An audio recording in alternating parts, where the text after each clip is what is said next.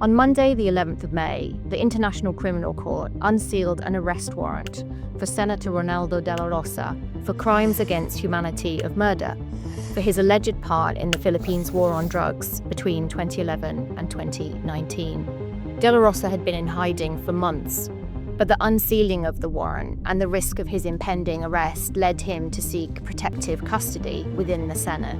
On Monday, this led to dramatic scenes, including captured by CCTV, of Dela Rosa being chased into the building by National Bureau of Investigation officers. On Wednesday, things escalated. Military personnel were seen entering the building, and shots were also fired.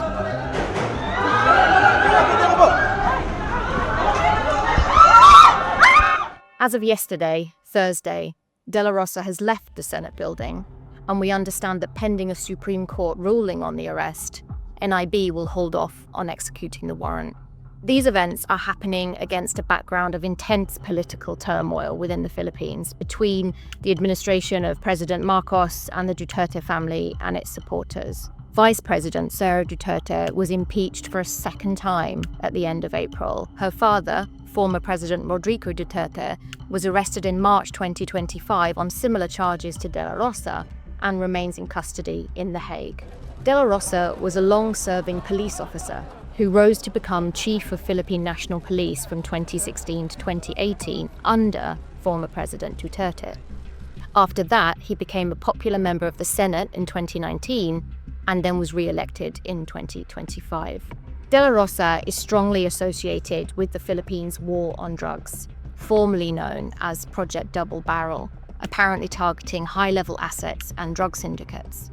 It is alleged that Dela Rosa was involved in the rollout of the Davos death squads across the country that involved police officers and allegedly sometimes also hitmen. These squads targeted criminals, including drug users, and the subsequent campaign has been widely documented as causing thousands, if not tens of thousands, of extrajudicial killings. Some were caught in the crossfire, including children, and some allegedly were targeted by police who were driven by motivations of reward money for the killings.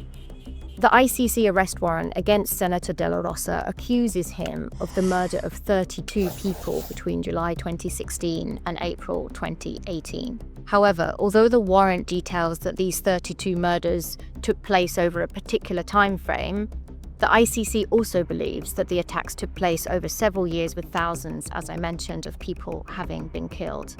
The ICC arrest warrant also sets out the alleged resistance and subsequent persecution, prosecution, and in some cases alleged murder of police officers who opposed the plan or wanted to leave the death squads or had too much information about the killings. Methamphetamine, or shabu as it is mainly known in the Philippines, became popular in the early 1980s and has been and continues to be a long-term problem for the Filipinos. Duterte's war on drugs was widely supported at the time, and significant parts of the population continue to support both Duterte himself and the measures that were taken during the campaign.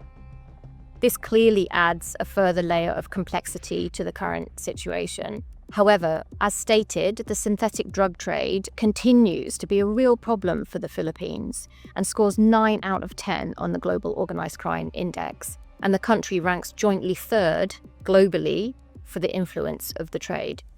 Synthetic drugs, especially methamphetamine, but also emerging drug diversification within the broader regional synthetic drug landscape, such as ketamine, synthetic cannabinoids, and drug-laced vaping products like K-pods, are omnipresent across the region. The situation remains highly charged, extremely politically sensitive, and very difficult to predict what's next.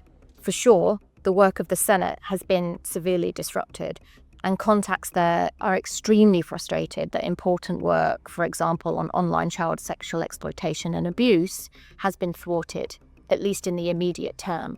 Online child sexual abuse is another incredibly pernicious crime in the Philippines, and it's rapidly expanding and becoming more organized in all areas across the world, but most especially in Asia and the Pacific. We await the adjudication of the Supreme Court to see if the ICC arrest warrant will be enforced.